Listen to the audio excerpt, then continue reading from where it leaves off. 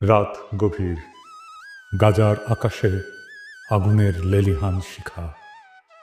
বিস্ফোরণের প্রতিটি শব্দ যেন আকাশকে ফুঁড়ে চিৎকার করে জানিয়ে দিচ্ছে এখানে জীবন আর মৃত্যুর মধ্যে কোনো ব্যবধান নেই। ধ্বংসস্তূপের নিচে চাপা পড়া মানুষের আর্তনাদ বাতাসে মিশে গেছে। এক মায়ের কণ্ঠ ভেসে আসছে, আমার বাচ্চাকে বাঁচান। কেউ কি শুনতে পাচ্ছেন? কিন্তু এখানে কেউ কারো কান্না শোনে না। এখানে কান্নার চেয়ে বড় শব্দ হলো ক্ষেপণাস্ত্রের গর্জন।